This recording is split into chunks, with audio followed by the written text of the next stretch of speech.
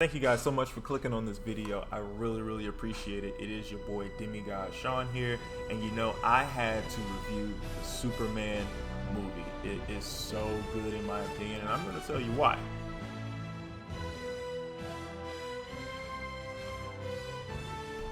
But I'm going to be talking about some things about this Superman movie that you absolutely have to see. So, if you haven't seen it yet, go see it. Come back later.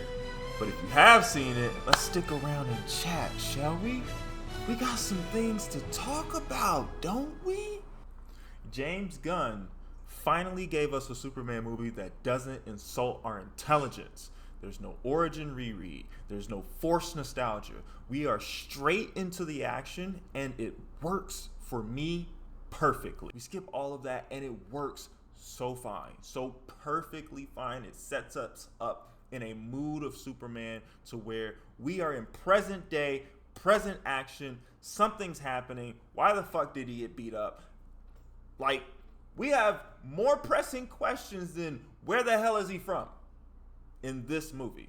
And that is the beauty of being able to skip an origin, is when you find something that's a bit more pressing.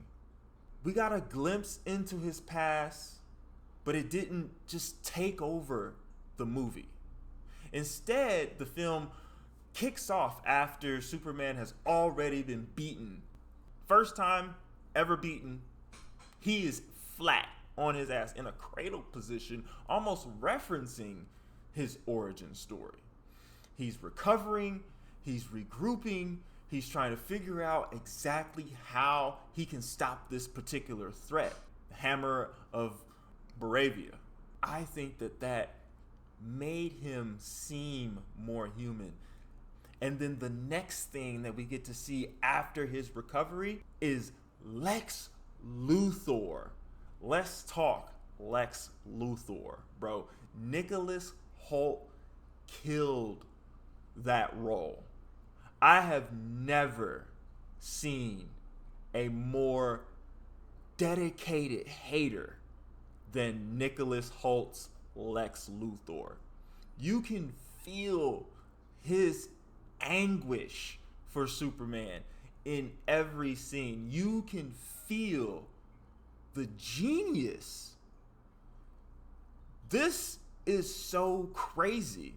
I think it was pure genius of James Gunn to cast Nicholas Holt, because Nicholas Holt tried out for the new Superman movie and didn't get it. This puts another layer of hate on top of this movie, man, on top of this character even, right? Because I tried out for the role that you're playing for. Oh, I'm pissed. I get to be your enemy? That makes me more pissed. I mean, he's getting paid more than David, right? But you still cannot tell me he's not upset that he didn't get the hero. And then on top of this, his science is so cool. Like, making a pocket universe that you can travel to from anywhere in the world, and then having a secret jail that you house people and interrogate and cage them in, having some weird alien thing taking you back and forth to and fro from these portals, and then on top of that, the clone of Superman. You literally clone Superman. It's almost perfect, a little dumber according to you, but like, you clone Superman, like, out of a strand of hair. This is an amazing movie that James Gunn has written and put together, and I really want people to really enjoy it and see it for what it is. The Superman movie doesn't just tell you Superman is strong or he's powerful. It literally shows you. Superman was looking for a way to save the kaiju, take it to an intergalactic zoo or something along those lines, which we've seen in DC continuity in all types of media, cartoon, comic book, or otherwise. That is an absolute show of strength. He was not trying to kill the kaiju. He wanted to take it somewhere and let it be free and let it live. Another point, bro, the scene of the black hole flying against its pool with Crypto, Metamorpho, and Joey in tow is amazing and a clear indication of how powerful Superman is. Just his breath, because it was his breath that was able to pull them out of the black hole. He even survives in an anti-proton, antimatter river that should have torn him down from a molecular level, should have torn him to pieces, but it did not. Why? Because he's Superman. Lex creating a Superman clone and then named him Ultraman instead of Bizarro or whatever makes perfect sense. Why would a billionaire genius not name his creation something better than super? And what's more super than super? Ultra. I believe it makes perfect sense for Lex to name Ultraman and it be a clone of Superman, something that he can control. Why settle for super when you can be better? But the black hole, I think it's going to lead to Bizarro. And this is why. If you watch the scene, right, you can kind of see the clone breaking down as they are fighting amongst each other. You can see the clone trying to understand, but he's also like looking kind of weird too. I think that him going into that black hole universe, whatever that place is going to make or come to a Bizarro world or some sort. I think if Gunn did something like that in maybe the animated series or something along those lines, that would cook. Speaking of cooking, I think y'all are tripping.